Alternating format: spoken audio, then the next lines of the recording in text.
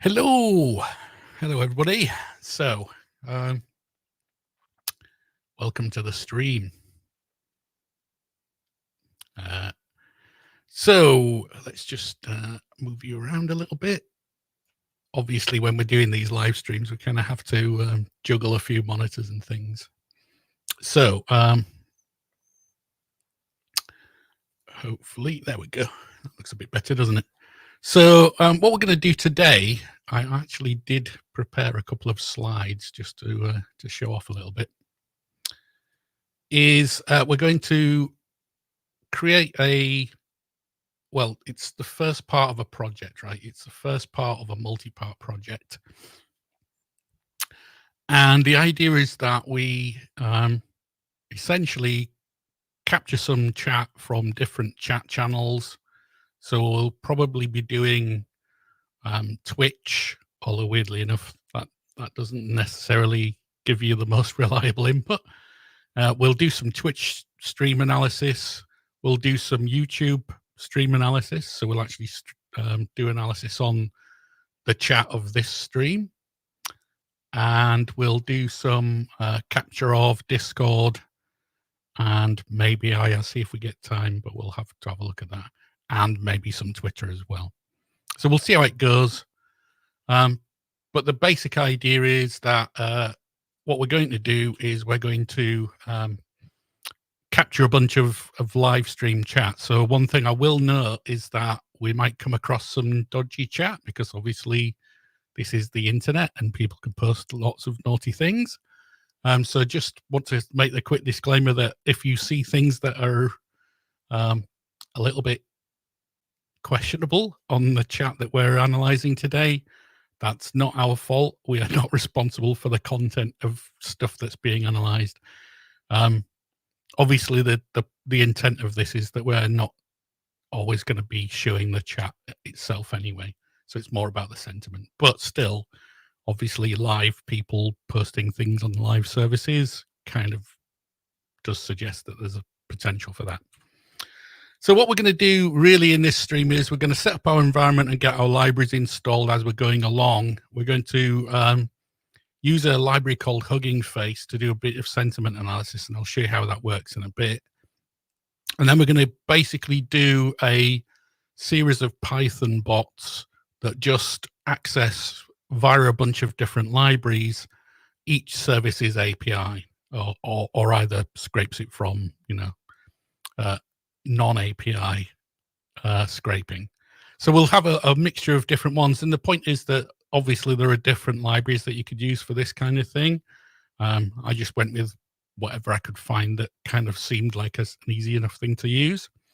And the point is that this is actually leading into a completely different project, which is going to be about having a game environment that actually uses some of this input. So basically, the idea here is that we're going to take some of this text chat stuff, and sorry, I've just realized I don't have visibility on my text chat. What we're going to do is we're going to scrape some text from these various different input channels. So we'll have Twitch live stream, we'll have Discord, we'll have Twitter, we'll have YouTube. We'll have people posting into each of these channels, these chat channels, and then we'll aggregate that in some way and make some gameplay out of it. So basically making some procedural content for an Unreal Engine instance, aggregated via these different bots. So basically we'll have one PC running a bunch of bots, feeding data into an Unreal Engine on a different PC, and then that will be the thing that's actually on the Twitch stream. So eventually we'll have an automated Twitch stream that takes input from other platforms. So hopefully that sounds like an interesting thing for you guys to have a play with. So if you do want to post chat, I think the chat comes through to StreamYard. So StreamYard's the platform where we're streaming from. I will actually open up a Discord thing later on, so obviously you can post there. But I will post the source code to this onto GitHub later on if you're interested in having a play with some of these things, obviously without all of my credentials and stuff, because that would be a silly idea. So let's get on with it. I just close that one down. Okay, so what we're going to start off with is the environment, right? So what I've done is start up what we call an Anaconda environment. So most of you will probably have already done this before if you've done any Python programming. But basically, I've got Anaconda installed. You can download it from anaconda.com. You could more easily install Miniconda, which is basically Anaconda, the sort of big brother, cut down to minimize footprint. So kind of Miniconda's probably better, to be honest, than the Anaconda thing. But we've got Anaconda. Once you install that bit of software, you basically you can run what we call the Anaconda prompt. So I'll leave this browser here.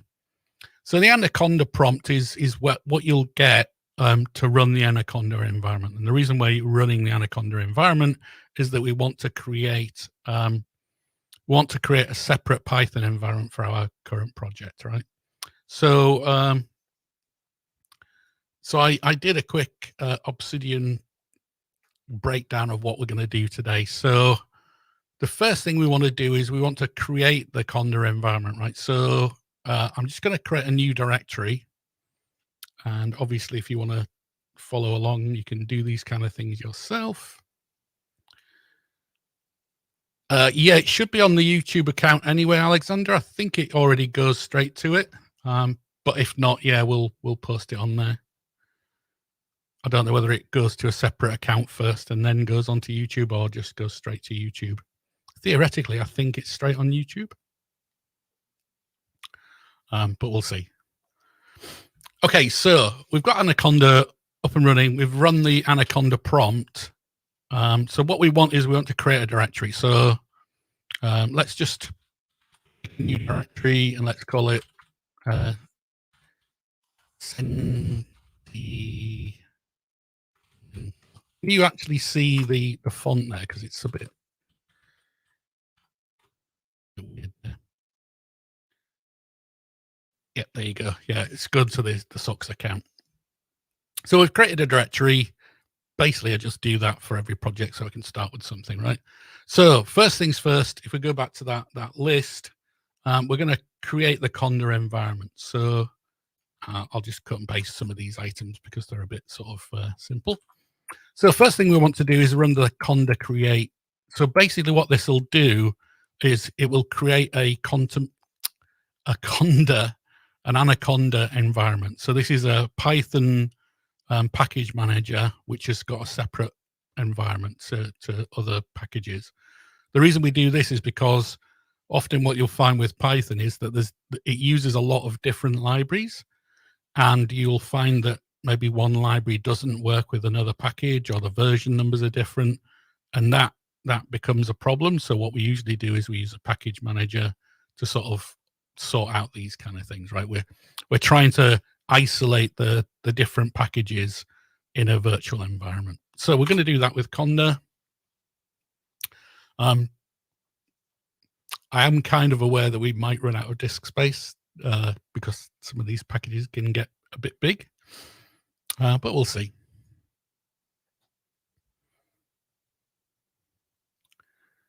Yeah, we're going to ignore warnings and stuff as we're going through this. So feel free to ask questions as we're going along. Hopefully it's going to be a relaxing stream today. That'll be good.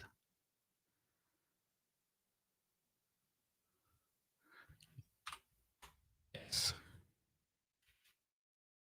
What you'll find is that for the most part, what we're mostly doing today is a little bit of Python coding. And just remember that I absolutely do not like Python. So if we struggle with Python, that's not my fault. It's just, I'm not a fan.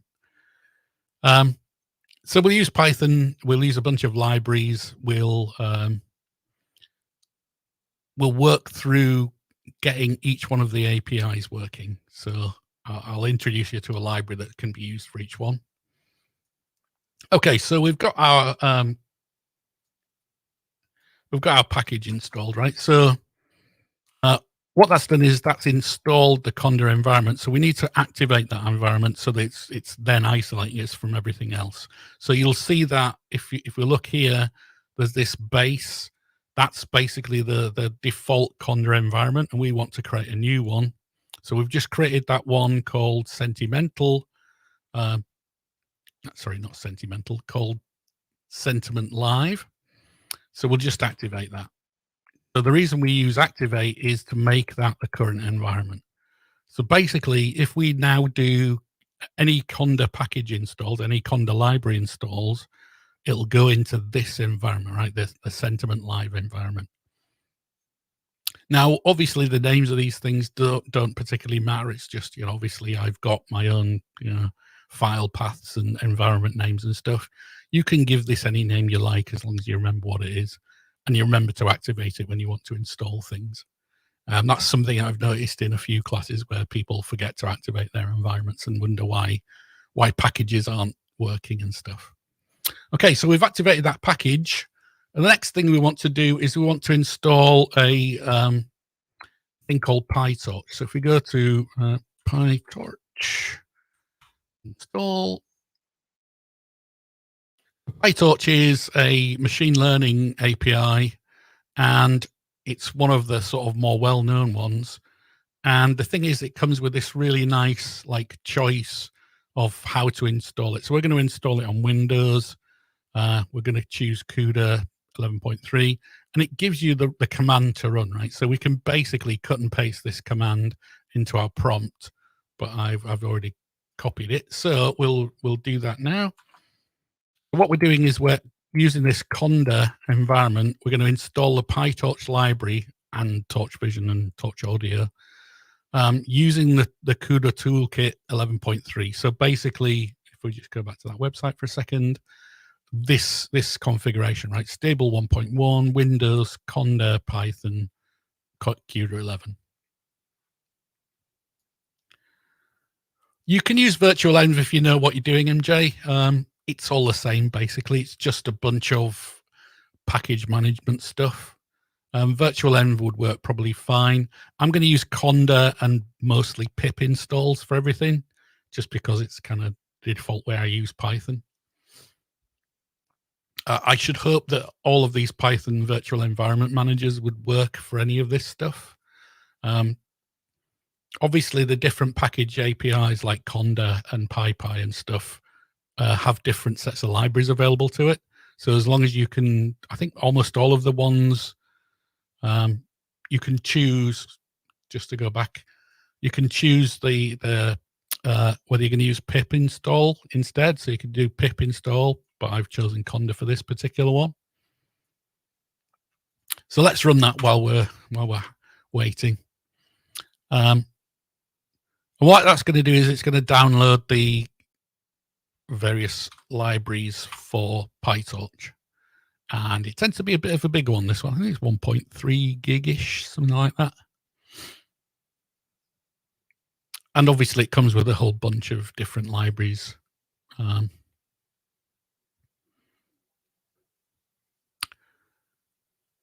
So there's a, that was pretty quick. Oh, of course, I've already downloaded it, that's why. You might have to spend a little bit longer actually installing it if you haven't already. Obviously, mine's downloaded to the Python, Conda package manager library. What they call it, the cache, right? So basically, mine's going to probably be a little bit faster than yours for downloads and stuff. Okay, so we've installed PyTorch, so we probably should just check and make sure that that's up and running. So one way we can do that is we can run Python, and in the interactive sort of thing, we can import torch. That should run.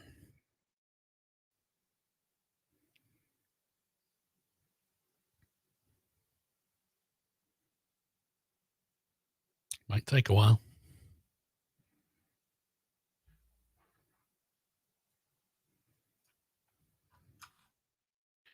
Okay, that worked, and then we just my x equals torch rand, and then print X. We know that that works, right? So the idea is that we're just testing to make sure the torch install actually functions. So PyTorch is one of the popular machine learning APIs for Python. Another one would be TensorFlow.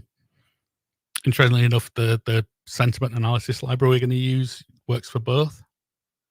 Yeah, no, terminal font, yeah.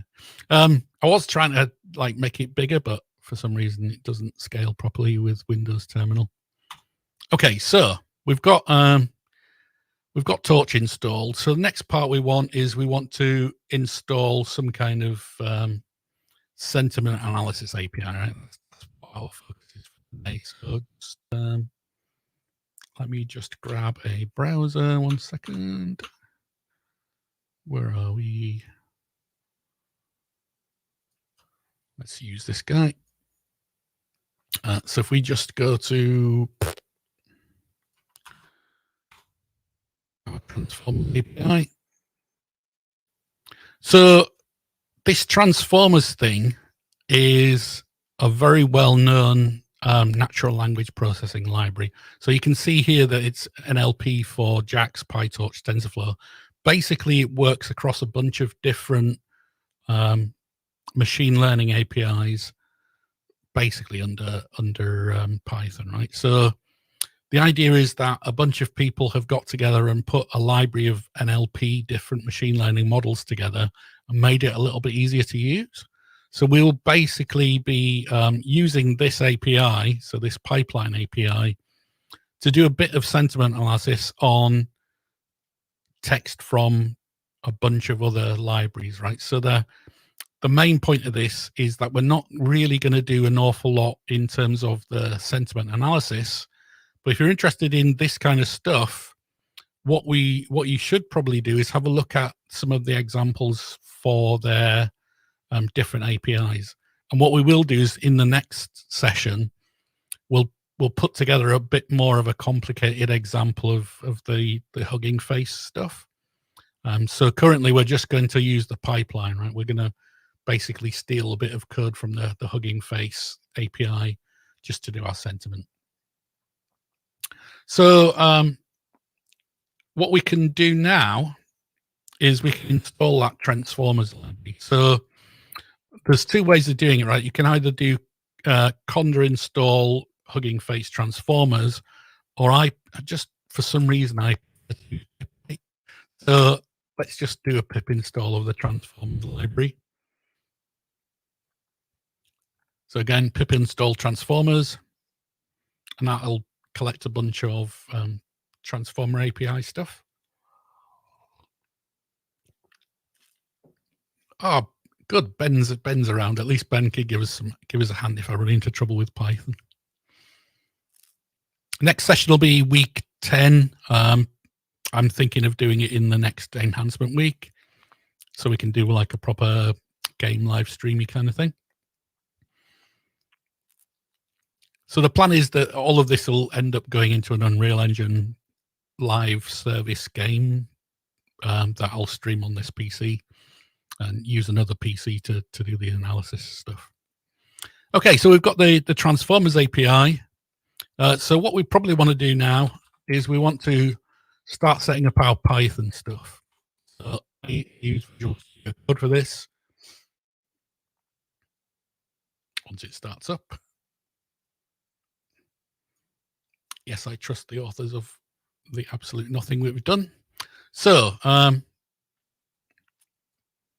update. Okay, so what we're going to do is we're going to start by testing our Transformers API, right? So let's just remind you what we're doing here. So what we're going to do is we're going to, in Visual Studio Code, we're going to click this little plus button, new file. We're going to name the file transformer test.py. Write a little bit of Python to run a test, right? So if you go to the transformers website, you can actually see some of these examples. Let's just have a quick look.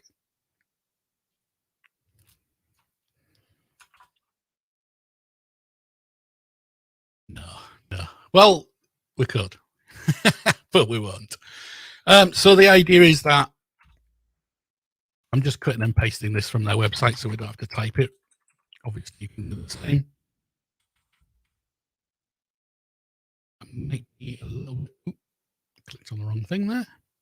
Might be a little bit weird there. Let's just see. Can I make that a little bit bigger? Can you all see that? Let's just zoom out a little bit.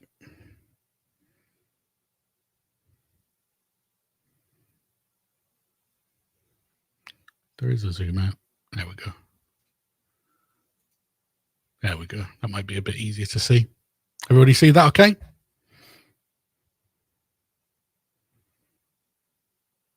Good stuff. Okay, so obviously the focus of this is just to get something up and running. So we will be doing everything as cheaply and quickly as possible. Okay, so what we want to do is we want to make sure that this Transformers API is up and running. We've installed it in the Python environment. So what we can do is we can actually run this transformer test.py. Wonder actually, Python files, should they all be lowercase? I mean, kind of Python, right? So let's see if this works, right? So Python transformer test.py. Ooh. Did that create in a weird directory? No. Save file. Save file. Yeah.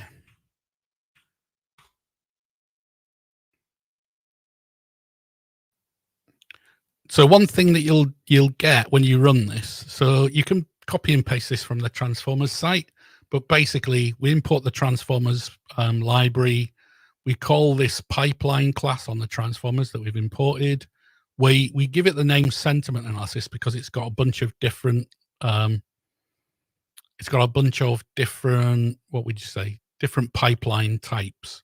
So you can do things like entity recognition and stuff. So what this is a class that simplifies a lot of that sort of machine learning setup things. So basically that class returns a classifier object, and then we can use that classifier object in other function calls, basically give it a bit of text, and it returns, I think it's a list, or is it a tuple? Whatever, I can't remember what Python name for this thing is, but it basically returns a label value and a score value. So the label value would be positive or negative, and the score value would be 0 to 1. So all it does is takes a text string and gives us two values back, positive, negative, and then a score. So we can use that essentially for any kind of input chat, right? Any kind of input stream.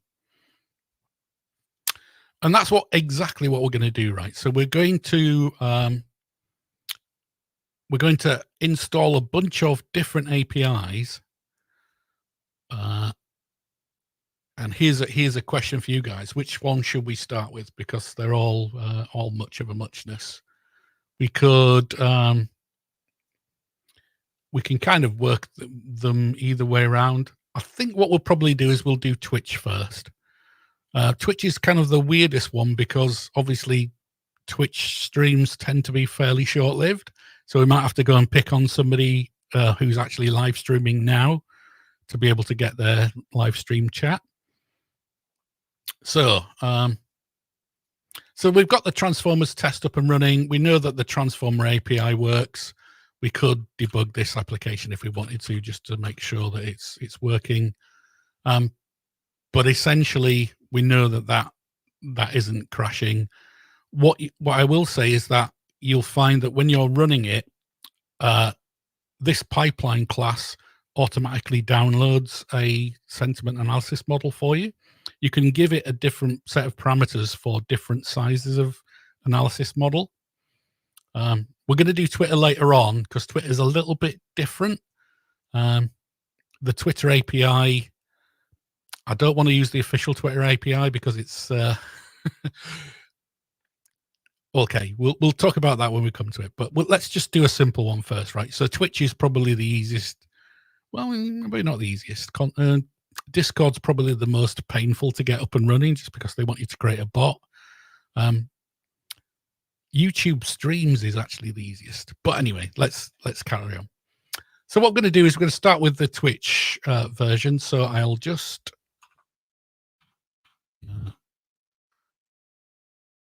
run this. So what we're going to do is we're going to use this library called Twitch.io. If you go to GitHub, you can just search for Twitch.io.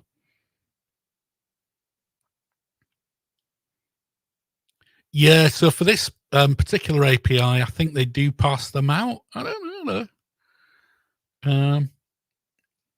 So again, you can see that there's a pattern here, right? If we want to install things, we can just pip install the API.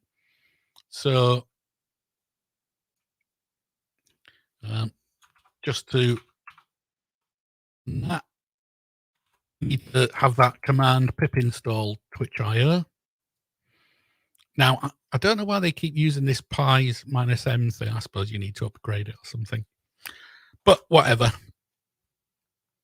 So if you pip install Twitch.io,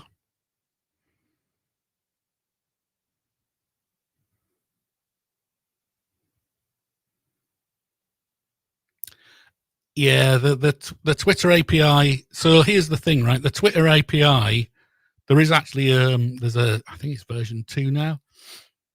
There is a proper API, but we're going to use a web scraper instead. So we're basically going to use what would normally be sort of a bit of a naughty API, just because we don't want to have to deal with the login and stuff for Twitter, sorry. Now, as an academic and as an academic researcher, you can get hold of a particular developer account with access to proper like Twitter API access, which means you can scrape, I think it's 10 million Twitter messages a month or something. But I haven't signed up for that. But I have signed up for it personally, but not for this stream. So we've installed that Twitch.io library, and you can obviously go to the Twitch.io library and have a look at how it works, right? So what we're going to do is we're basically going to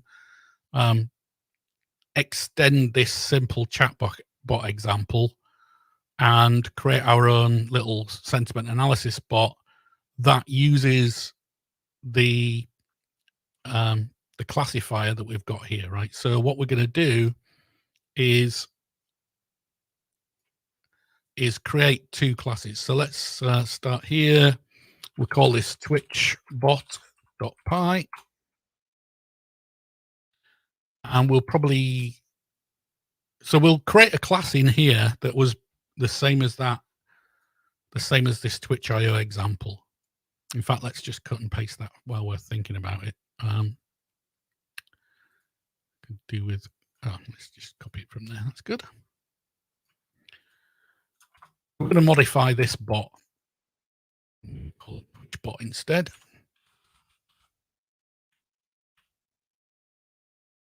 So a few things. The Twitch.io we've installed as a library, right? So we should be able to use that. We don't really want it to use commands, but we'll leave that as it is. What we are going to do is we're going to create a new file here.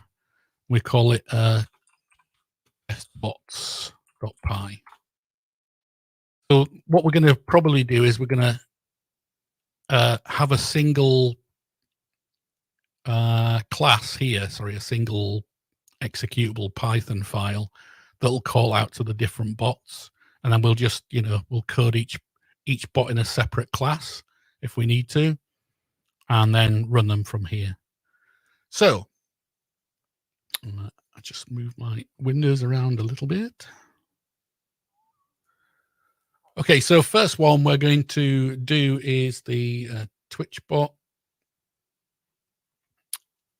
So just to explain what's going on in this file, we've imported the Python code for the Twitch.io client. So the Twitch.io client is the library that we're going to use for Twitch. And what we probably want to do is we want to be able to print out some information here based on the things that we're receiving from that client. So once again, I'll just move a few different screens around because there's a lot of stuff for the stream. So you can see that there's a bunch of async definition things here, right? So this Twitch bot is a class that's derived from the Twitch bot API, and it's got a bunch of defined events that it handles. So if you can see here that if we called, if we connected this Twitch bot, so if you run it, what will happen is that it'll connect to this thing called access token. So there's a few things we need to fix up here before it'll work. One is that almost all of these packages use some kind of authentication system. What that means is that we need to have some way of accessing different different OAuth 2 APIs for these different services. So we need some authorization tokens to be generated by the various services before we can actually use them. And that means that we probably want some way of passing in authorization tokens to the different bots as we're creating them. So there's an obvious thing here is that when we're doing this init function on the Twitch bot, it's expecting an access token. So that access token will generally be a string, and we haven't got a string, right? We haven't got the access token to pass into it yet. So what you typically do is that you don't really want your access tokens to be inside your source code. So one thing that I've seen recently is that people were scraping GitHub. You know, like the GitHub Copilot thing was happening recently, and people were using the GitHub Copilot to actually expose a bunch of access tokens. So these like API tokens that you get for each service. And a friend of mine was doing an adversarial attack on that to try and find how much security had been leaked through this scraping of GitHub source code. And it turns out that there's lots and lots of people who randomly check into GitHub their access tokens. So if you've got like, you know, a YouTube account or a Twitter account or any of these accounts, almost all of them have some way of accessing the API through a token system, and you have to generate the token to be able to access the API. So basically, these tokens give access to your account, and people were posting the tokens in their code when they post it on GitHub. So that's a really bad idea. So we want to deal with that question. And we probably want to deal with that first, right? So one thing we want to do is we want to, let's just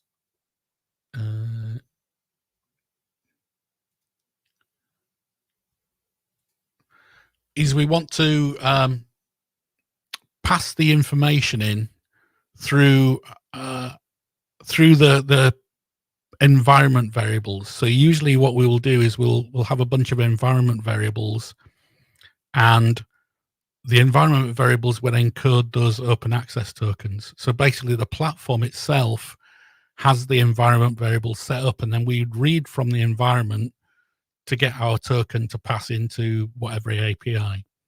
So what we actually want to do is we want to use a library for that. And there is a library, if I can just find my notes again.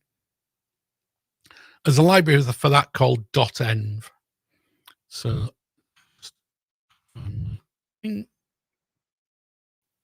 sorry, I've got a whole bunch of different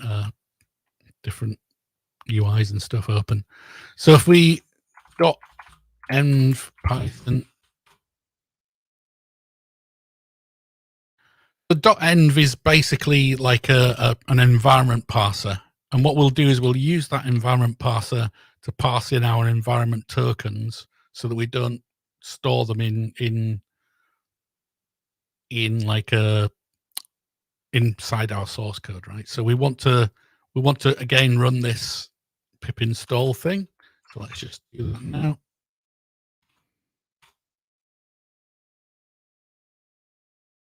I mean, it's a tiny package, right? Because all it needs to do is read from the environment.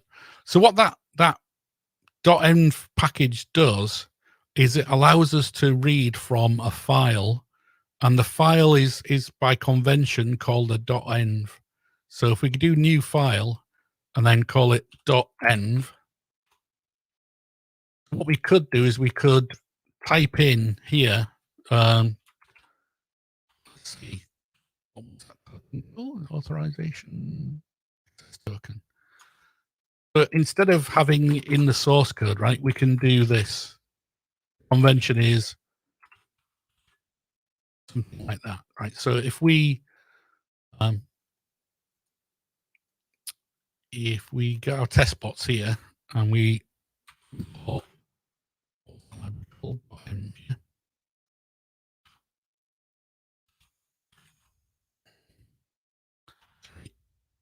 from .env,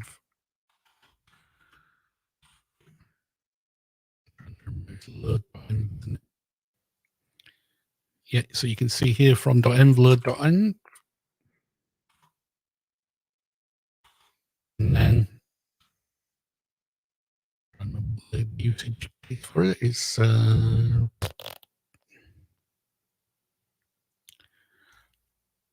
let's just grab that from my other repo. Oh, I should probably quit Teams, shouldn't I? Let's do that. So what we're going to do is we're going to capture that from here. So there's a function called load.env. What that means is that we need to call that function before we can get any variables out of it. So that function actually gets things from the environment. And in order to get the actual value, so in our env file, we've got access token. So we can do something like token equals os.getEnv and the name of the token in single quotes. So the other thing we need is we need to import OS. I think OS import is available by default in Python. I don't think I've ever had to actually manually import it or anything. So we've loaded the .env environment. We've imported the OS library. We then run this function load.env to get the information out of the environment, and we get an access token, right? So we could print that, make sure that works. So if we go to our command line again, and then Python test bots, none.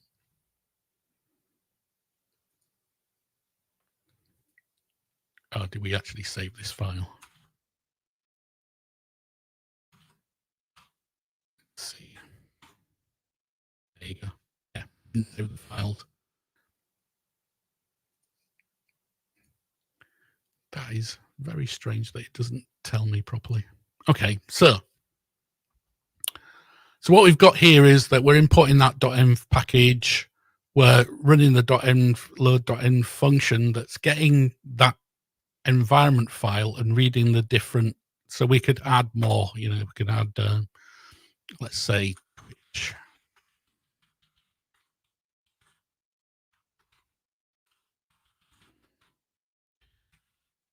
Let's So we're gonna obviously place all of our access tokens. I'm not going to paste them live on screen because that would be a bad idea.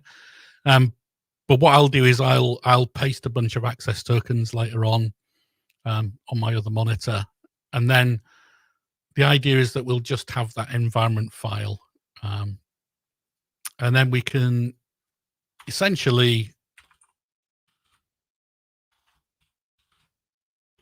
just add whatever we need with this function call. Right, so what do we call that one again? Twitch access token.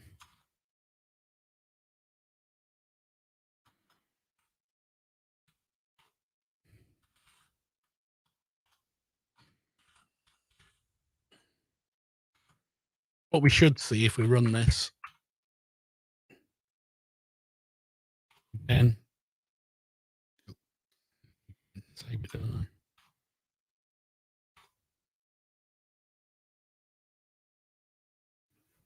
I keep forgetting to save the end file as well.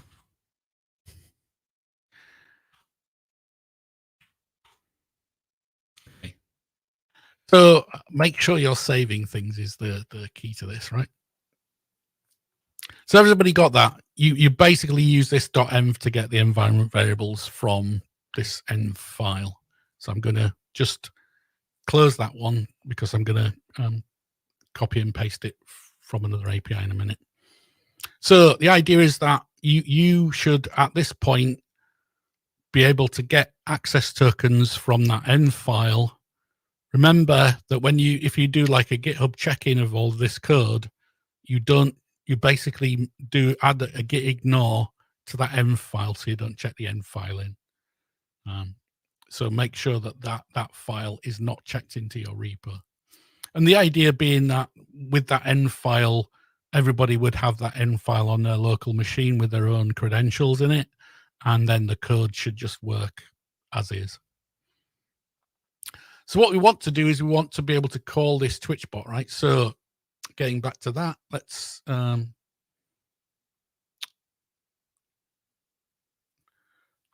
a look what we need here. So we've got a few things that we need to work on. One is that we want to pass the classifier into this bot. We also want to pass the access token in, right? Because the access token here, it's basically a placeholder. Their example code doesn't give us an access token.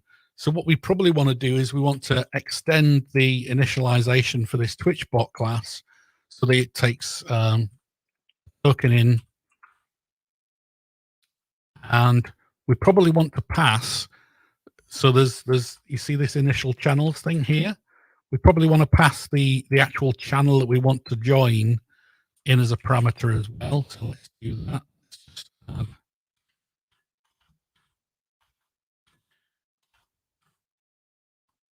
the spelling right there. And then final thing is we want to pass in the classifier. So in the initialization of this Twitch bot, what we're going to do, sorry, yeah, it is Twitch bot, isn't it? Is we're going to pass in the authorization token so that the Twitch bot actually has access to our Twitch channel. And then the channel name to join, so the thing that the live stream channel to join. And then we're going to pass the classifier so that we can actually use it to classify the input, right? So we're not actually going to use that just yet because we need to fix a few things first. So first things first, we want to make sure that this token is actually using our passed in token. Fix that one pretty quickly. And then the next thing we can do is we can look at just updating our channel so that it uses the passed in channels list. So I should have called that channel, shouldn't I? So one thing we probably want to do while we're here is save that classifier. So we can use this later on when we need to. So our Twitch bot has sort of framework for handling commands, but that's not really what we're going to use. And if you look at the API for it, you'll find that what they do is they use a bunch of async calls, these function definitions, and we're going to override a new one. So basically follow this same pattern. Instead of event ready, we can use event message.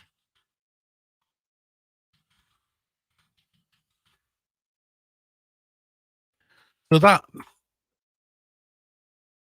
event ready function is a thing that will be called back on that particular class when you're connected to a Twitch channel. But what we want is we want to handle a message, right? We want to be able to do something with the contents of the chat. And the way we do that is we get hold of the chat with this event message function. So first thing we want to do, and you'll see this in the discussion of the Twitch API, is we want to handle this if the message is sent by us, basically we will not do anything. And it's just doing that by default, because if you can post anything from this bot, like if you actually put some chat message from the bot would read the chat message and could potentially create another message and get into a loop, and that would be a bad thing. So next thing we want to do is we probably want to just check for the message content, right? So the message class, the thing that's being passed to this event message, is a Python class with a few different parts to it. So what we could probably do is just print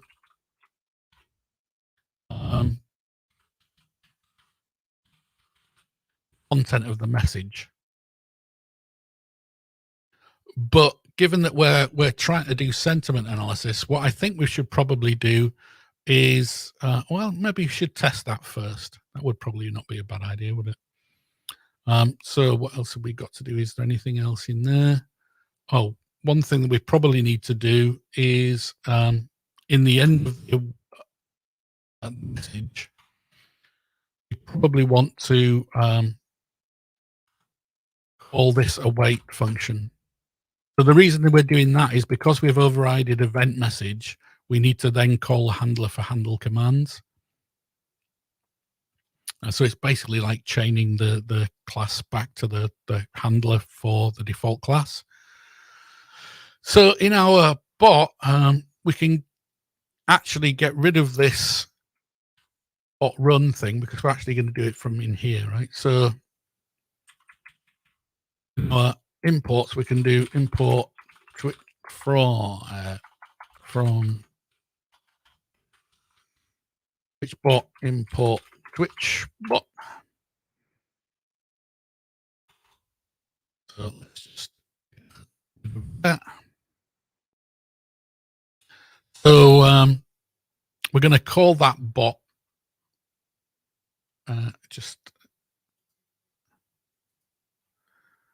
we're going to call that bot and we're going to use the bot API that we've just created, right? So we're going to use this class inside our testbots py function. And in theory, what we should be able to do is just get it to connect to a Twitch stream. Once we've authorized our API key, we should be able to get it to connect to a Twitch stream, and then it should print out any messages it receives, right? So that's one thing. So what we probably want to do is we want to create a new bot, and we want to pass it in our classifier. So first things first, we need to pass it in a token. So let's just get token. Next thing we want to do is we want to pass it in. Actually, no, let's not pass it in. Let's pass it in the token. We'll pass it in a channel, and we need to figure out what channel we want to look at. It might be useful if somebody could have a quick look on Twitch and just see what active channels there are. Or we'll have a look at that in a second. And then file parameter, we want to pass it in our classifier. It's currently not doing anything.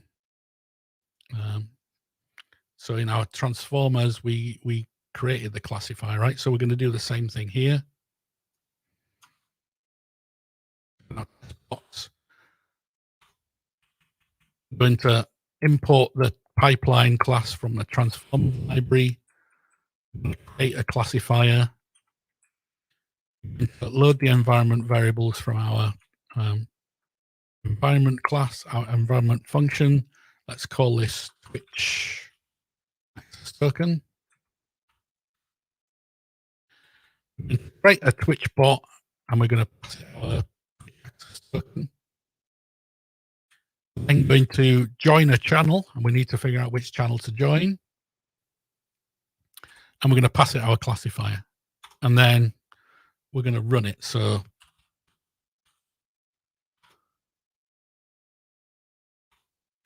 theoretically, that should work, but there's one thing we need to do before we can do that, and that is that we need to create an access token for that and actually save it in our end file. So to get a Twitch access token, you actually need to go to your Twitch account. And this is something obviously you probably don't want to, I don't necessarily want to show it live, but I'll just check and make sure. Marine mammal rescue. Now that sounds like something I can get on board with. Let's try that. Is it actually live now, Mr. Tribe? Basically want something that's kind of live all the time, ideally, so we can just scrape the chat.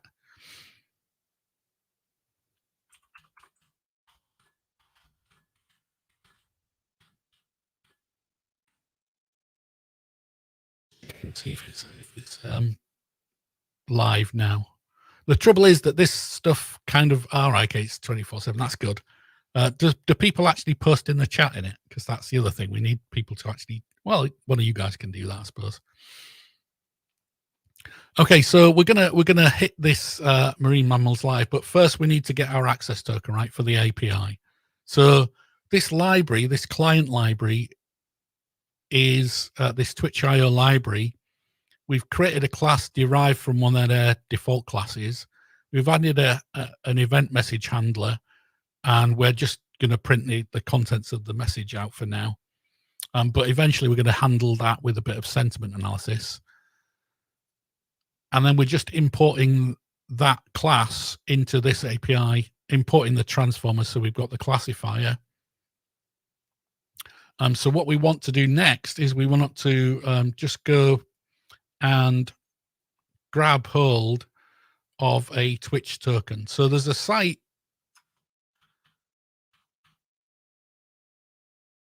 Probably stop moving that over. So there's a site called the Twitch token generator. twitchtokengenerator.com. And we want the bot chat token.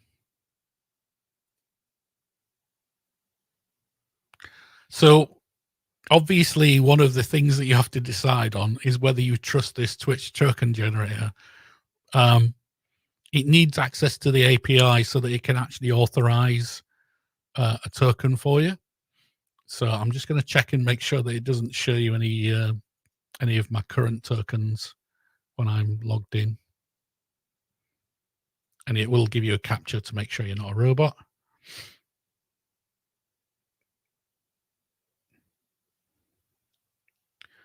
Okay, so if you go to that Twitch token generator, basically what you can do, I'm thinking of a way of showing you. Oh, yeah, I can do it incognito, can't I? So let's just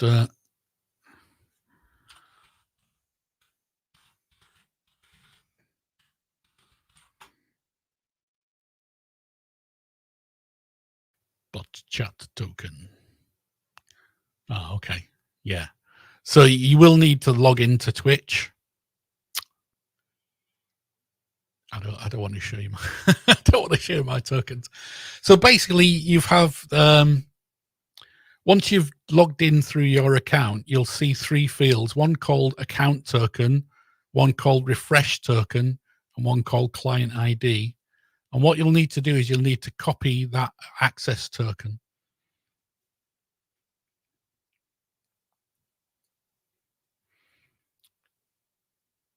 So you can look at the different token scopes, they call it, on the a bit lower down on the token generator. And what I've done is I've set my chat read and chat edit, so basically send and receive chats, to yes, and then I've generated a token, right? So I've then copied that token and stuck it in my env file. So my Twitch access token would be some value. And what I'll do is I'll edit that file off screen so that it's got my access token in it.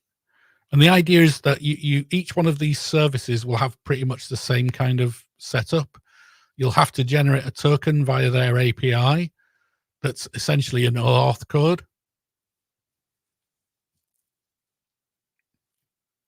No, I haven't seen that. Sounds fun though.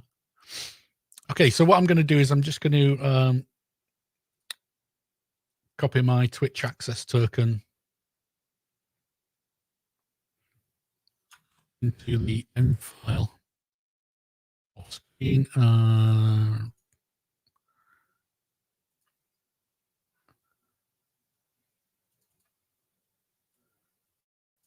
Oops.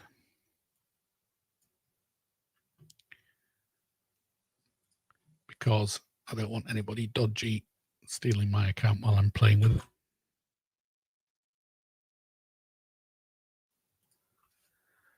I'm also going to print that one out once I've got it. So, yeah. Okay. So what we can do is we can then use this Twitch access token, right? So that token is going to be passed into our Twitch bot, and our Twitch bot's going to use it. So let's just see. Where are we? If we go to Twitch TV,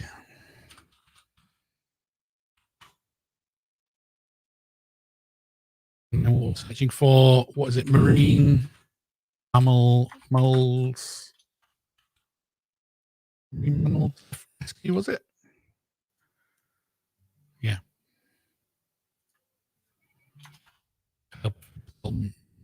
Okay, so marine mammal rescue is definitely live. And there are chats being chatted into it, which is good. I don't know whether the actual bot API cares whether it's lowercase or not, but we'll see. So theoretically, we should be able to run our test bots now and have it connect. So if we just try that. So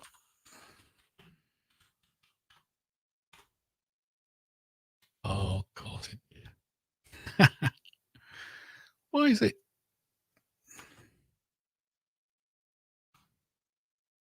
I'll change that.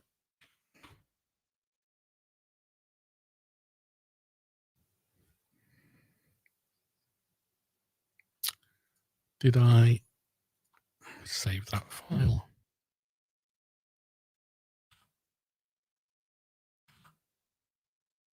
Mammal. Yeah. Marine mammal.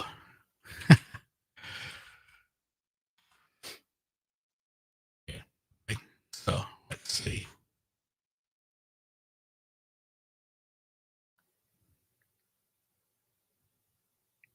Did that work?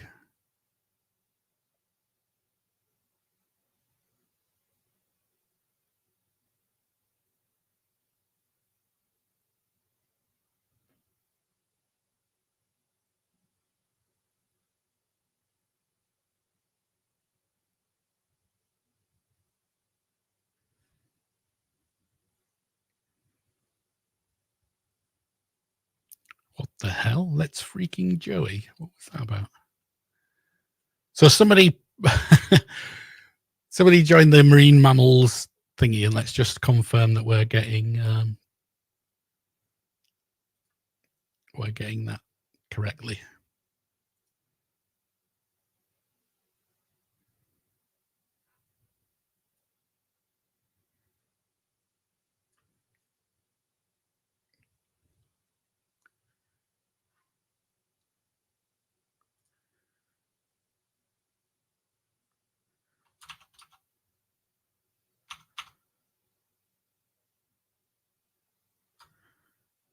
So it looks like that is definitely coming through all right. So let's just out there for a second. So we know that the text is coming through, right? We can actually get our Twitch bot to receive text. So this print statement is printing message. So that's one thing.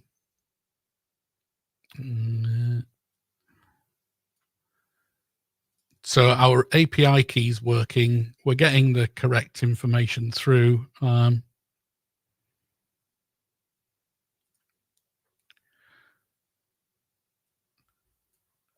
So what we probably want to do is, let's just close that file. We want to grab hold of, sorry, I'm just moving my screens again.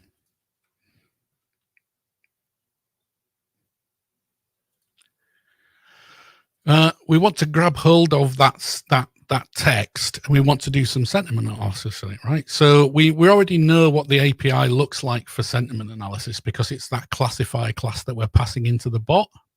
So we're storing that classifier on the bot API, right? So what we can do is we can get the Twitch information and do some classification on it inside this bot. So that's probably what we should do. So let's just comment that out for a second. And if we create a new variable called sentiment, use that classifier that we passed in earlier and use the message.content. So basically the message is a class and it's got a bunch of values on it. And we can return the sentiment. And the sentiment is that, you remember that sort of two-part, one's called label and one's called, what is it called? Score, right? So sentiment itself is, if I remember rightly, I think it's a Python list. So sentiment, I get really confused with Python kind of things. It returns a list. Sorry, it returns a dict, I think. And the first element in the dict is a list, and the list is the thing that we actually want to get our sentiment from. So easiest way to do that is to get hold of the list, and then we'll get the score from that list.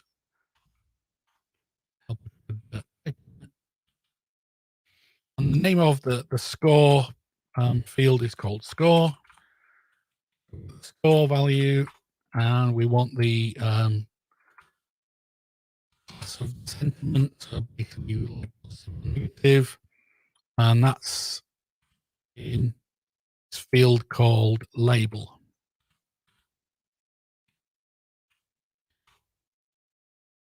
We've got the score, we've got the sentiment class, so positive, negative. And what we can probably do is we can do, if you don't do that with Python, I keep thinking about this. Actually, we can do with Python, right?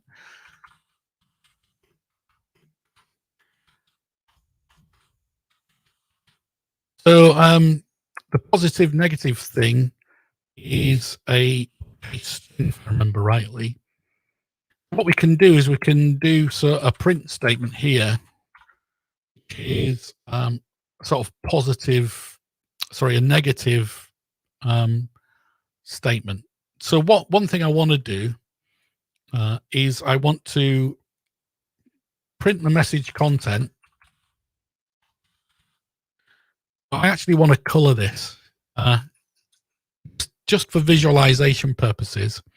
And for that, we kind of need another API. So there's an API for colorizing text called Colorama. So once again, we're going to pip install something. Install Colorama.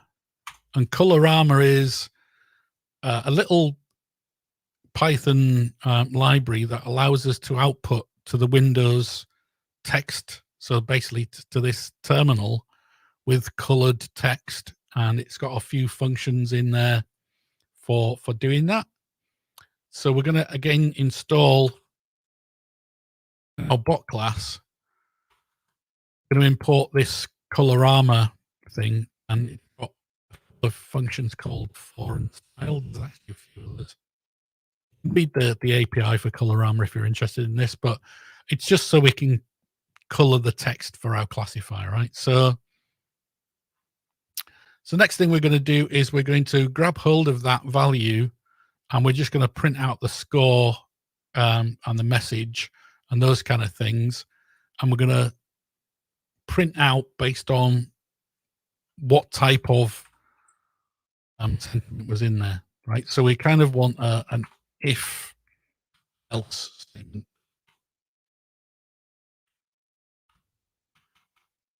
So the way we do this coloring thing is you do for dot and then the color. In this case, let's do red, light red. Let's see if that one works. And then, oops, and then we add the message that we want. So what we probably want is the author of the person who wrote the message. And we classes author name. And then we want to say what was sent by them. So if we put sent, I'll just say here a bit. So message and then sent, and the actual content of the message is in message.content. And then we've got a score, and we combine score, so we'll, and we could, I suppose, put the sentiment in there as well. So let's do that.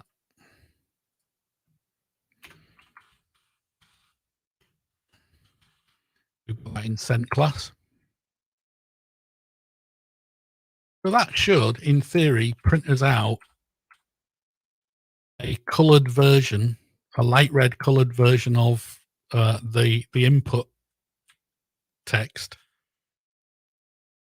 So what we want is we want an alternative to that, right? We want a different colored version for if it's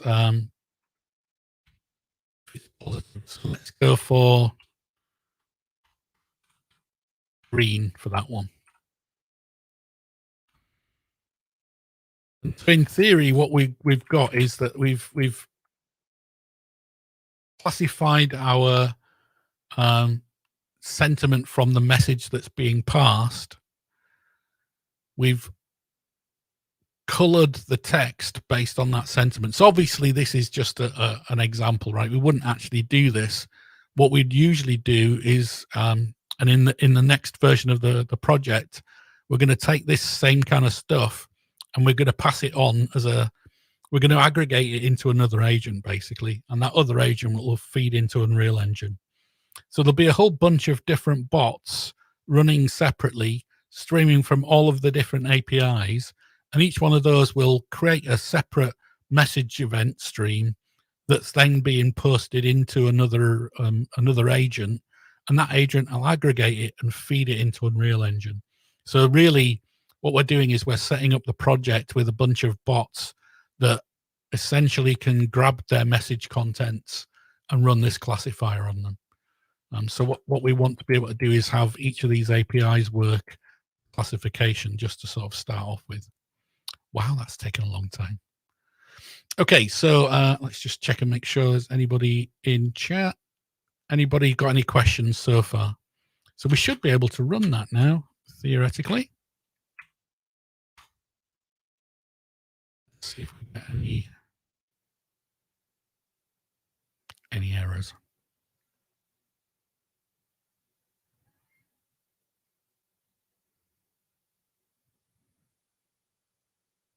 Oh, that could mean, so if we've got a connection closed, the actual channel was off.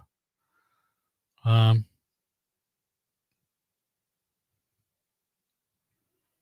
interesting. Let's see if we've got, oh no, channel's still there.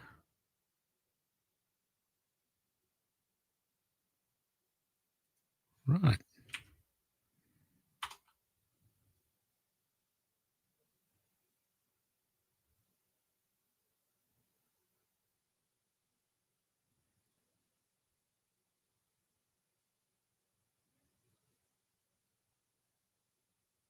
Okay.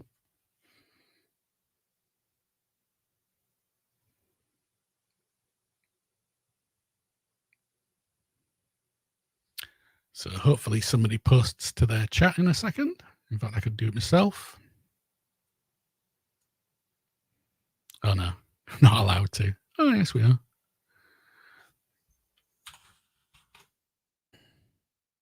Oh, you have to be a follower? No way. Somebody post in that chat channel, please.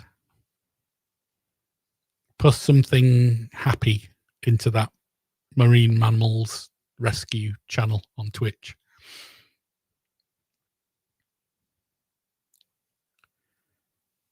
We want to see if it actually is coming through to our bot.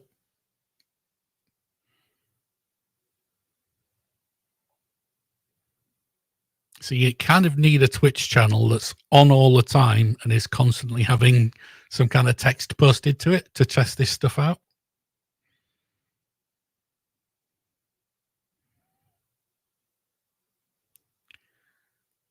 Okay, so I've got an error in my code there somewhere, right? Okay, so we need to debug that line 20. Okay, so what we got wrong? Oh, that's pretty obvious a problem. Let's try it again.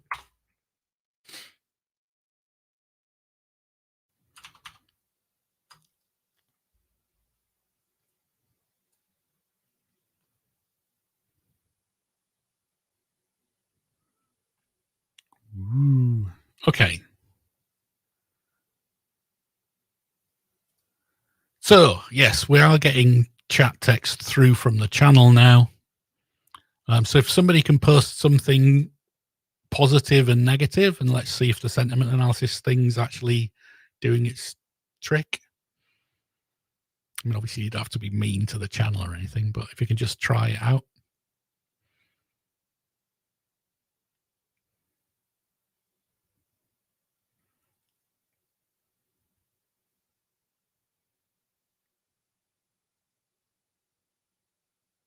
They are definitely marine mammals, that's for sure.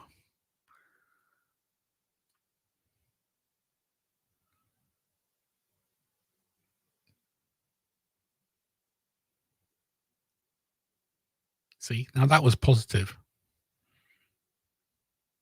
So somebody posts something negative, like I hate beavers.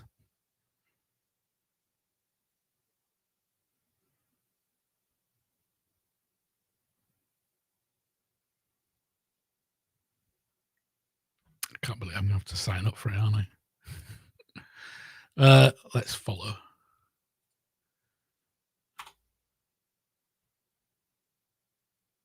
Oh, no way. Ooh, look, we've got a negative. Actually, that's a nice bright red color, isn't it?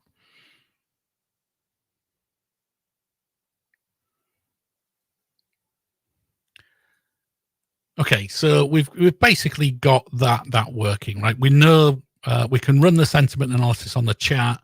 We're receiving the chat from the channel, and obviously we need the channel to be live. We could probably do with cleaning up the code so that it deals more gracefully with the stream not being available and stuff like that. But for the most part, we know that's working, right? So we can move on to the next platform is what I'm suggesting. Oop. Did we get something from that? Well, that's weird.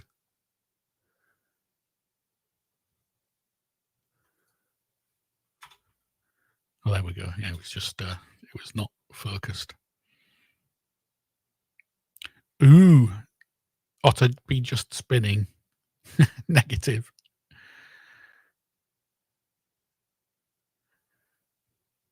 That's what otters do. They spin. Okay, so basically what we're going to do is we're going to reproduce that for a bunch of other APIs, right? We're essentially going to do exactly the same thing. We're going to install the library. We're going to use the library to create a bot. We're going to have that bot give us some information, right? So we can choose all of these different APIs and essentially do the same kind of deal.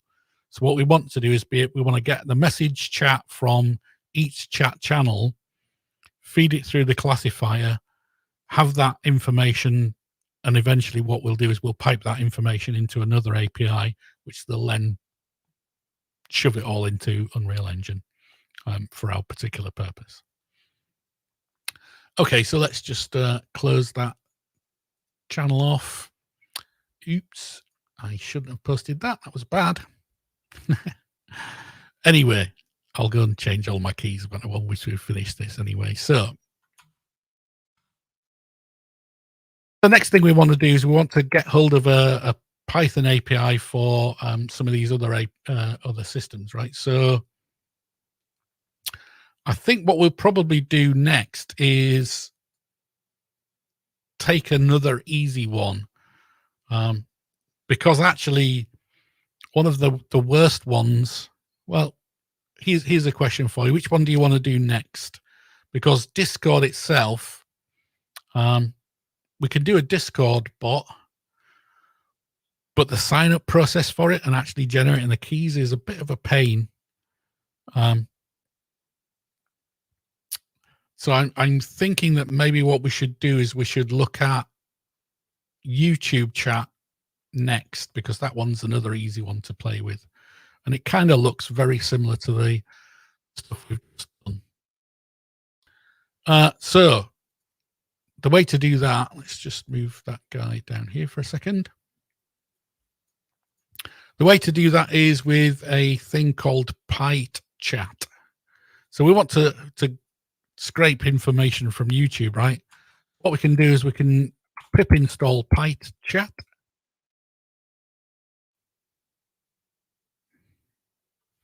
So if I just grab hold of this guy while that's installed, and if we have a look at the PyTorch API, you can see that the actual sort of the chat API is relatively simple. We can actually use this example in pretty much the same way we did just now.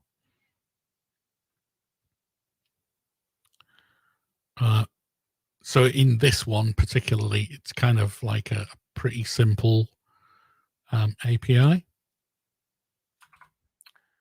So let's do that. Let's do the YouTube one. So let's get a new file, call it YouTube. I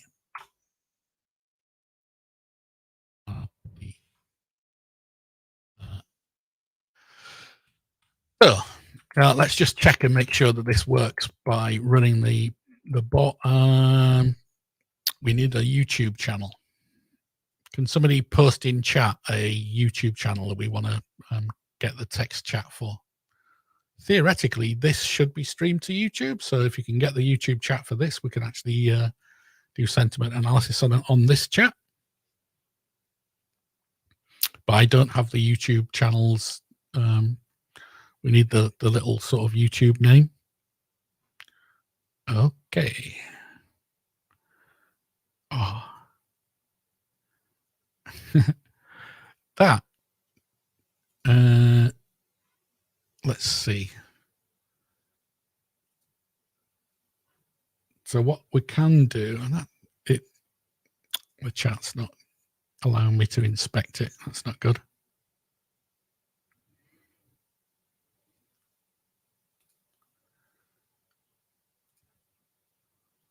One second, I'll see if I can copy it. Okay, so StreamYard, the API that we're using for running this stream, doesn't actually give me the text of your post, which is a bit. I'll try typing in so that. So X M underscore B T. Is that 0 O? L 4. See if that works. The bike chat is like as dead simple as you can get, right? It's basically big O. Well, let's try it. So Python, YouTube.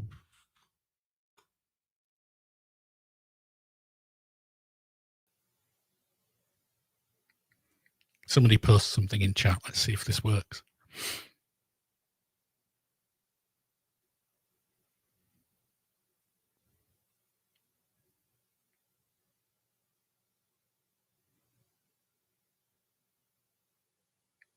There we go. That was easy, wasn't it? Stealing somebody else's library for doing these things is just kind of cheating. Okay, so what we should see here is that you can see that it's very similar in form, right? The actual sort of print function takes this class, which is this C thing here, and prints out the information. So we can essentially do the same thing that we did before, and grab hold of the sentiment of this text chat, and then we can then. The PyChat is and relatively simple. All it needs is this live check to be true. It'll become false if the chat is no longer live.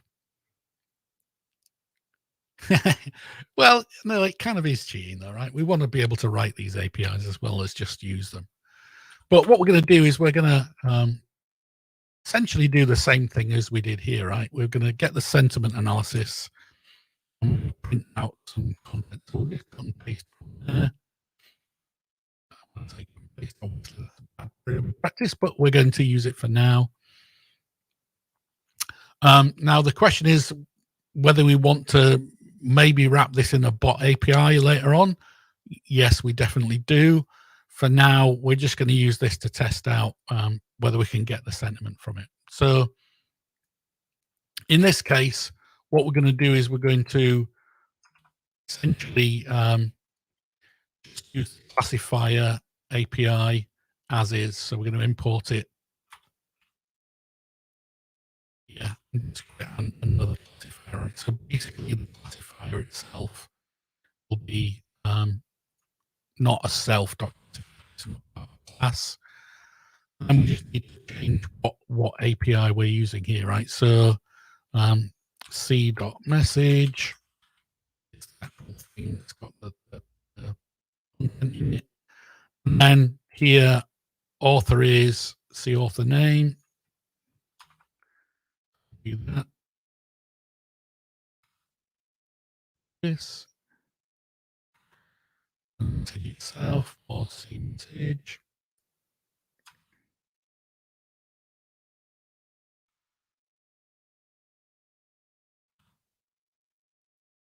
And score and the sent class will be the same, right? So basically we're feeding in whatever happens in the text chat into this classifier the classifier is giving us a score and a label back.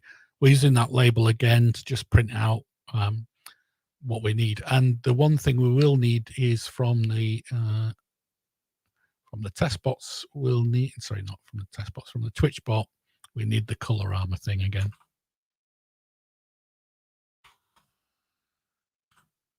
So that theoretically should give us a similar experience to what we had for the Twitch chat, which is just if you post something,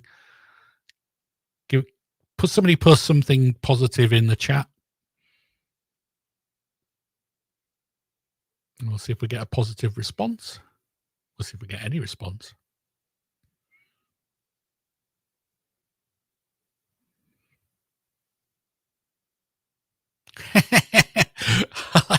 I like that. Right, now post something negative.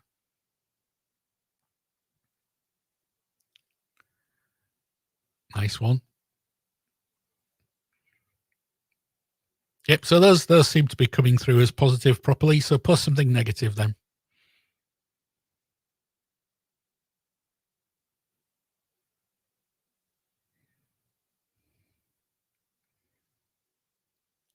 There you go. Right, so we're definitely getting the positive and negative. I mean, this is like not necessarily the most hardcore trial of this kind of stuff, but you can kind of see that the text is being scored correctly as positive or negative for the most part. And obviously we can feed this from a bunch of different APIs. C++ does not suck. That you are clearly wrong. We should have a sentiment analysis bot that actually checks to see if you're wrong and just tells you you're wrong if it's not true. Anyway, okay, so onwards and upwards. So let's just quit out of that. So we've got our YouTube API working. We've got our Twitch API working. What we probably want to do next is work on either Discord or Twitter. Now, both of those require a fair bit of messing around, but let's do the Discord one first. So there's an API for Discord called discord.py. But in this case, what we're going to do is we're going to install Discord with called voice enabled for the Discord Pi client. You can actually just do Discord Pi. You can do the whole voice again. Let's pip install Discord voice, or just pip install discord.py. And again, what we're going to do is we're going to create an access token, and we're going to save that in our environment file again. Now, I'll probably leave it with you guys to, well, here's the thing, right? The Discord access token system is a bit painful. And the reason it's a bit painful is because if we just go, I'll just grab my Discord to show you why it's a problem. So if you imagine, right, that Discord itself has got a bunch of servers, right? So the different sort of servers you can be on, they call them, what do they call them? Guilds for some reason in the API. And we are going to do Twitter as well if we've got time. But the point is that well, where did that go? I could really do with that windows all being the same color. So I've got a server that I've set up, right? And the point is that you want to associate a bot. So Discord has an API for bots, right? And we can use that bot API. But what it means is that you have to create an API access token for the bot in the Discord like developer server. And that access token then has access to your account, so your own sort of personal Discord account. and it can post to a server, so it needs to have the server access as well. It's a very convoluted system, I find, right? You can't just have a bot that accesses an API and reads and writes stuff. It obviously has to pass through a bunch of credentials.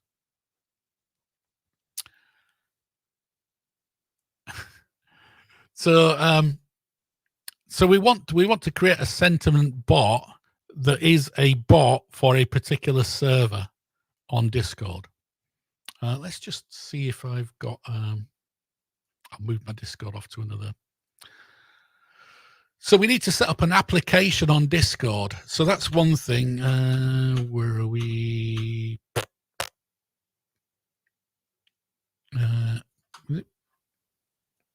So if we go to how to set up a Discord bot. Nope. Discord developer portal.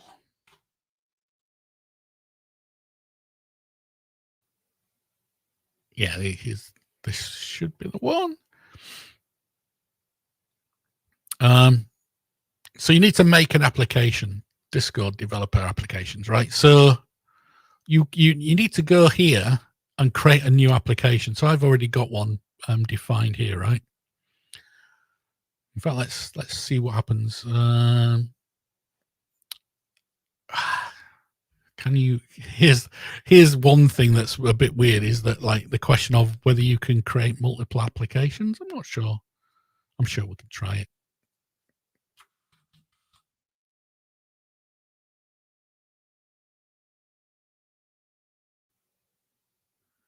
You should theoretically just be able to pass the access token, but they want to associate the bot with the user and the server. You'll see it in a minute. Application, let's call it, I don't know, sentimental. So we've got an application, right? So you're once you've created an application, we can then create a bot with it.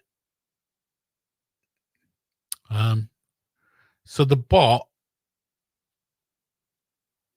yeah, so you can create multiple applications, right? So here what we're going to do is we're going to take this bot, we're going to, if you go to add bot, and yes, do it. So what we want to be able to do is we want to grant the bot the certain types of privileges, right? So if I remember rightly, there is a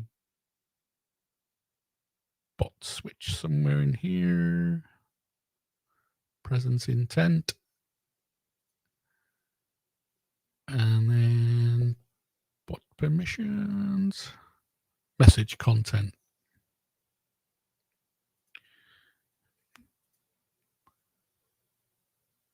Trying to remember exactly what I did with this one, because they didn't seem to be showing you the, might be needing that.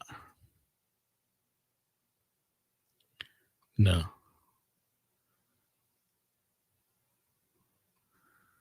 Don't think it needs the code grant.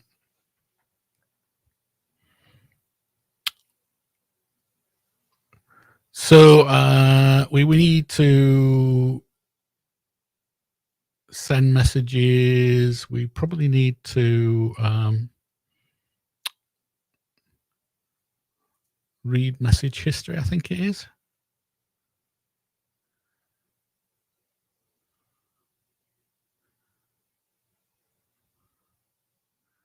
So again, you have your access token, right? You basically have a token for, oh, it's in here, isn't it? That's why. You have the scopes for the thing that you're wanting to create. And so if you go to the OAuth 2 thing, you need to check this bot scope. Yeah, all of this is just very weird.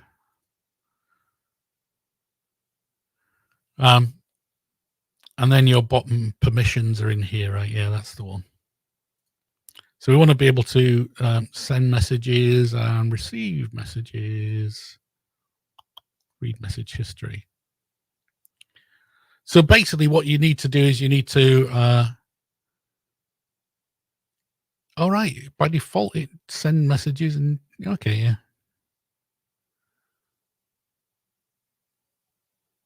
Yeah. Okay. So trying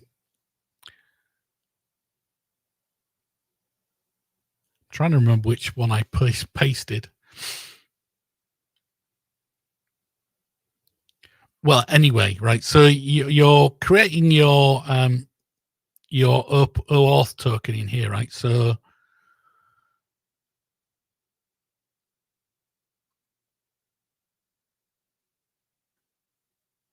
pretty sure we copy the bot token in here, right?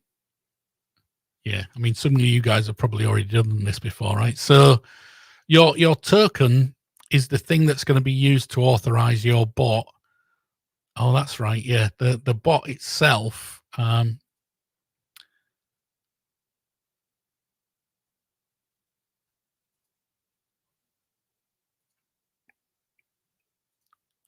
trying to remember which one I did for this. No, it's not that. What we want is the bot to have access to. Oh, I know what it is now. Yeah.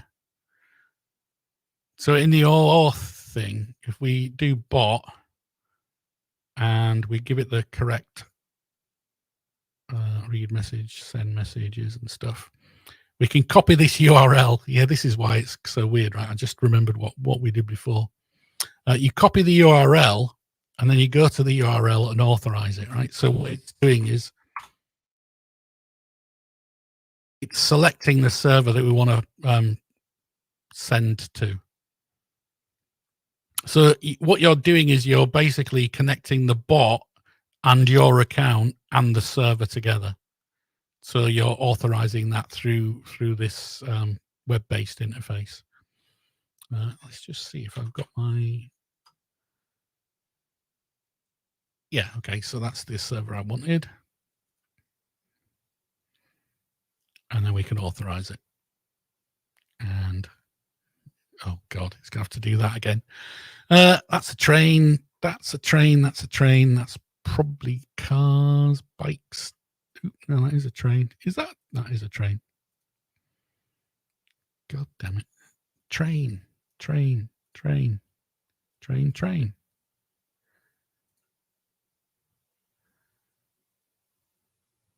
Okay, so we've authorized that bot.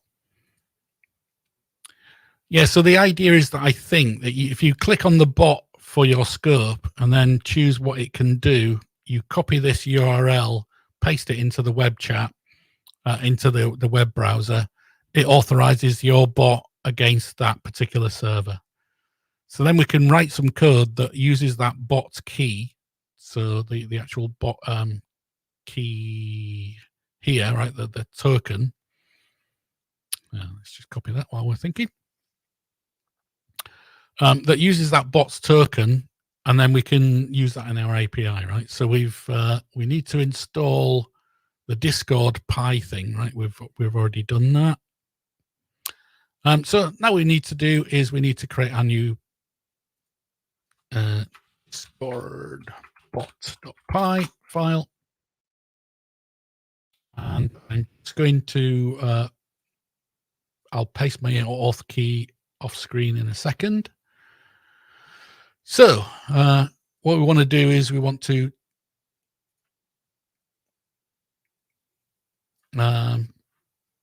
we basically want to use this Discord library. So first thing we want, I'm typing on the screen, that's why, is we want to import Discord. Discord. No. Stop doing that. So the Discord.py libraries, we import it with Discord, right? And then we want the colorama thing again. So I'm just going to paste that. So what we've got is we've got this class, like Discord bot. I can use the Discord API with the class client. So basically, it's derived from this client class from the Discord API. And we're going to give it our classifier again. So we want to have that init function.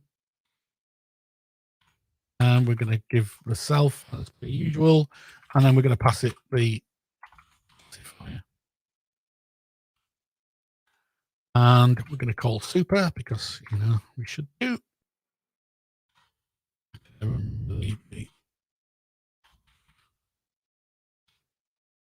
Really never remember how Python does a lot of this stuff. I mean, it's not natural language. So self.classifier. So once again, we're going to pass our classifier into our bot API. So the next thing is that if we look at the example for the bot API, we basically have the same pattern as we did with the Twitch bot, which is we have this override of a bunch of functions, right? So if we override on ready,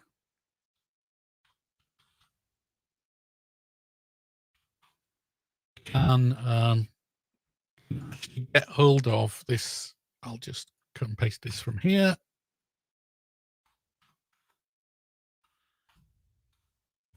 My Python's in the documentation. That's obviously a good idea. So we can check whether we've logged on to Discord with this self.user, right? So basically, we can see who we've logged in as. So the main thing that we want is we want to handle another message, which is async def, and then it's called on message. We need the API for this client library,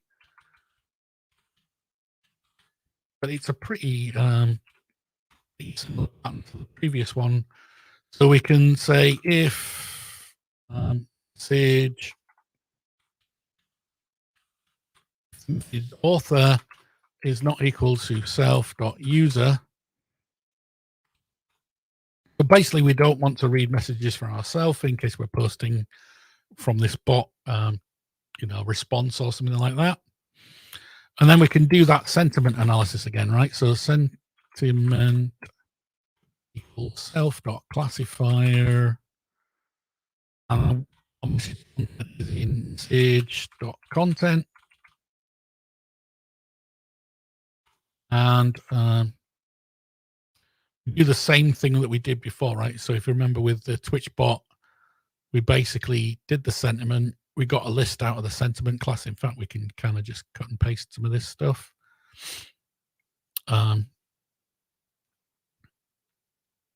So let's do that.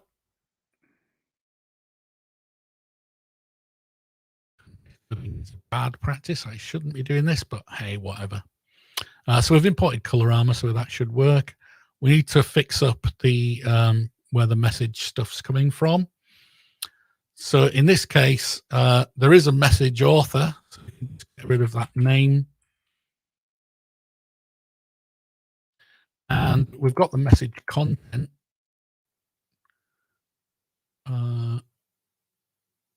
So really, that's all we need to do, right? We need to get the message content from the class, run it through the classifier, and then just print out once again from our stuff. So that should kind of work. And then what we need to do is we need to update our test API, which is one of these guys, test bots. So instead of loading Twitch bot, we should probably load Discord bot instead. So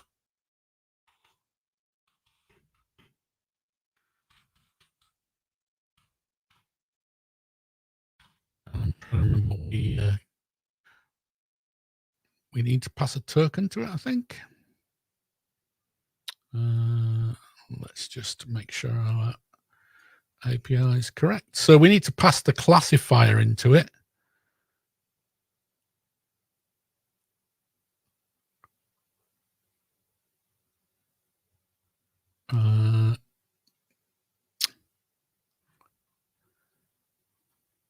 I've got another. That's very weird. 1 second. I lost my screen. We need our Discord access token, right? So in a testing environment, we need to get hold of our access token. And one of the things that's different about this particular API is that there's a run method, but we run and we pass the access token into there. So the token that we're authorizing our bot with inside the run API call. So I'll just check with chat and make sure you're all up on that.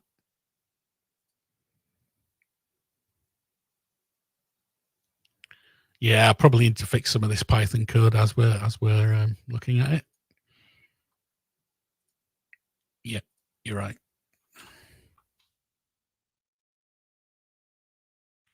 I hate the idea of indentation difference. It just doesn't make any sense to me, man. Anyway, yeah. Python-esque silliness aside, that should theoretically work as long as we've got our access token properly sorted out. And so what I'll do is I'll just open up my, where did I put it?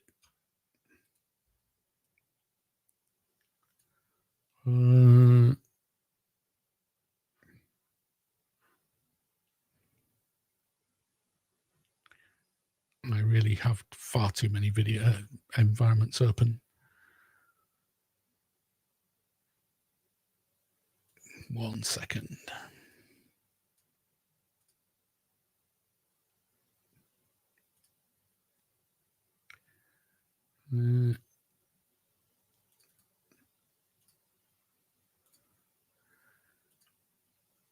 I need to copy my access token from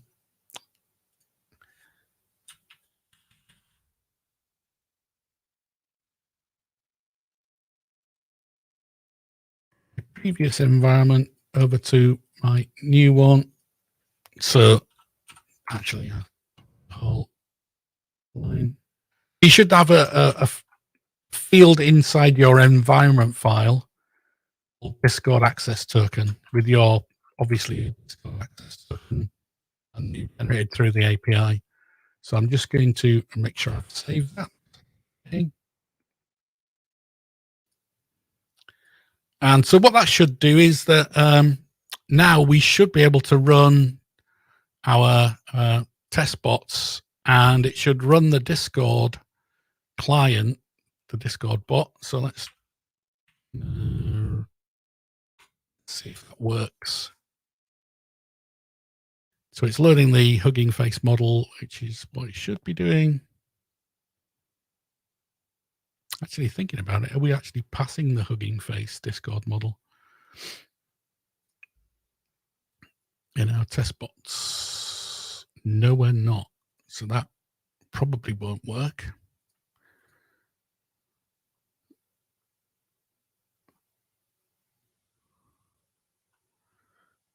Okay, let's just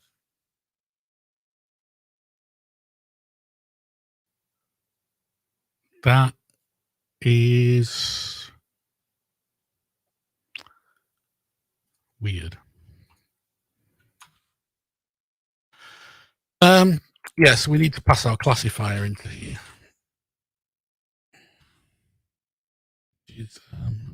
There you go.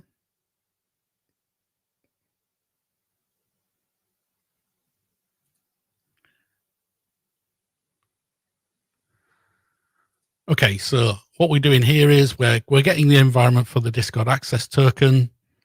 We're creating a new Discord bot.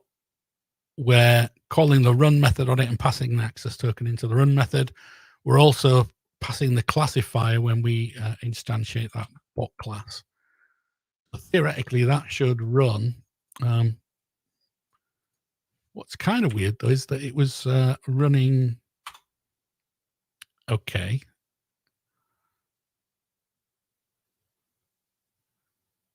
Discord bot. Did I call it Discord bot?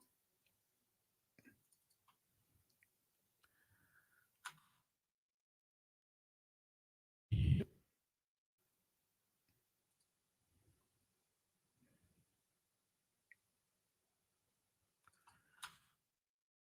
Name.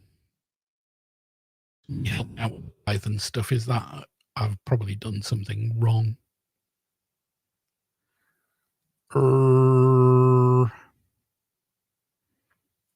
What's it saying? Cannot import Discord bot from Discord bot.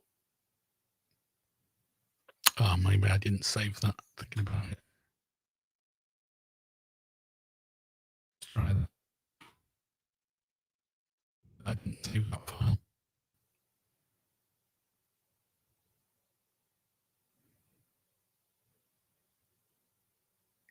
I usually use PyCharm for when I'm doing Python, so generally don't come across these problems.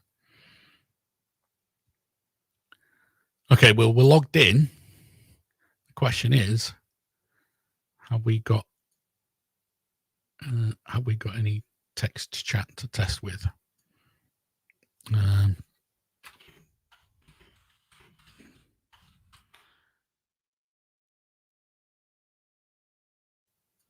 Okay, so what I'll do is I'll give you guys a link to my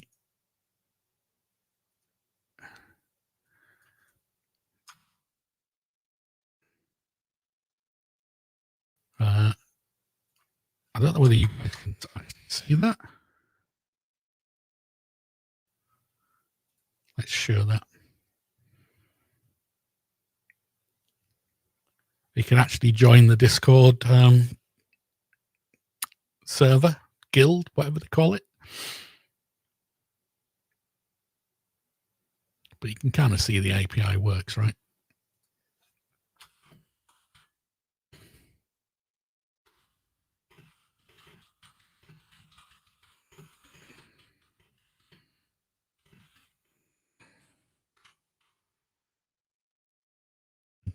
Correct, right?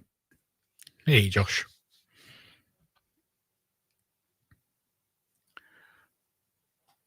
Okay, so like we can pretty much see that that's doing the correct sentiment. Although hello, is hello really positive? I suppose so. Say something mean, Josh.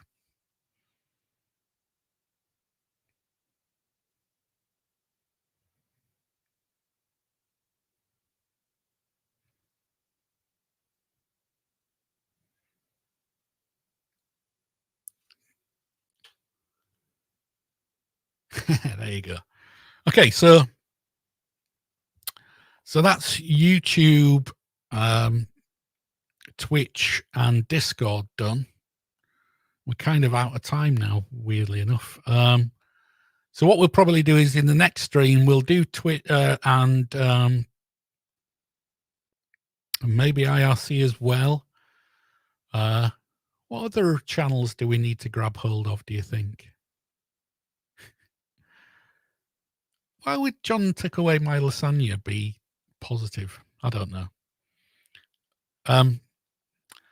So yeah, in the next sort of setup, what we'll do is we'll take I'll refactor some of these bots and upload them to GitHub. But the idea is that we're going to get another agent to take all of these input text streams, right, with their sentiment analysis values, and it's going to post them to a message queue, and then we're going to take another agent and listen to that message queue, aggregate all of the different bot information, and pump that into an Unreal Engine instance. So the Unreal Engine will be running the live stream.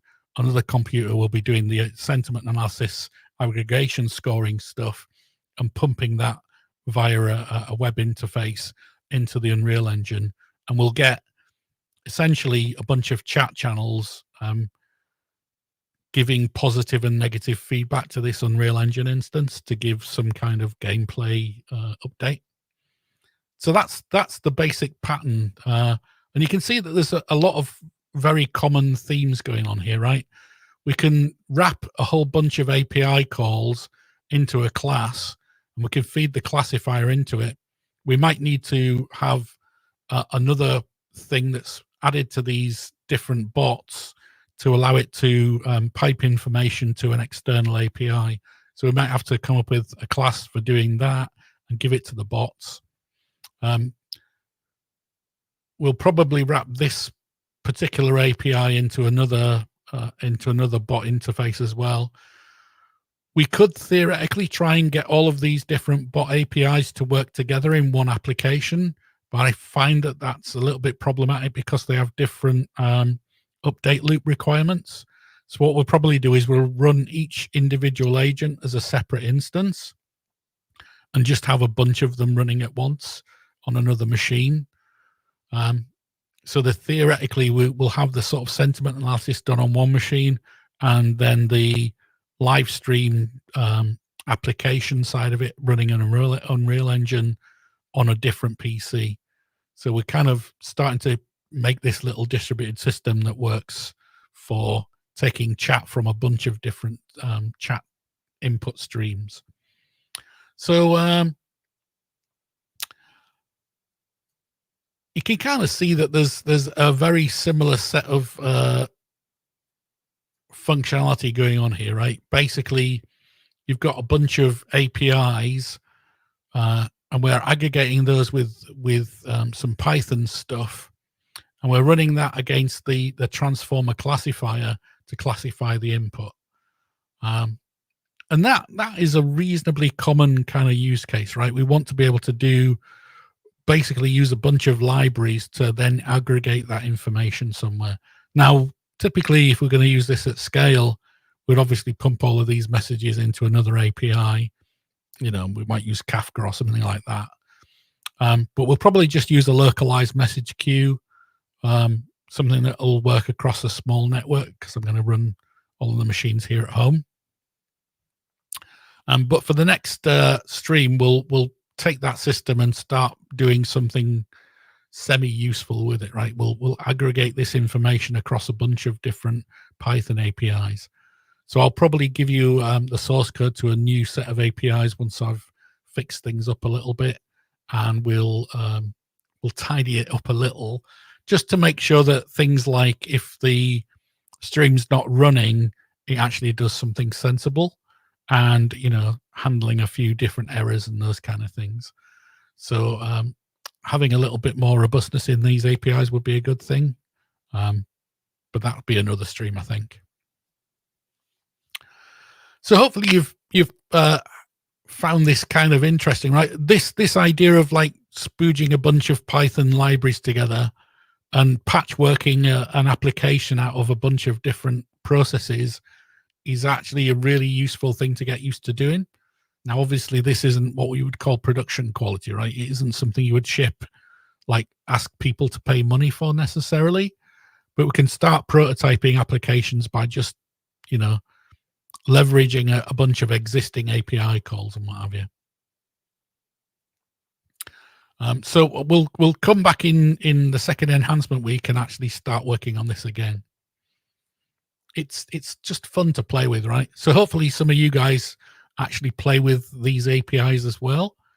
You can do like some fun stuff with it, right? We can start doing things like text to speech and all that kind of stuff. So anyway, that'll be it for the end of this broadcast.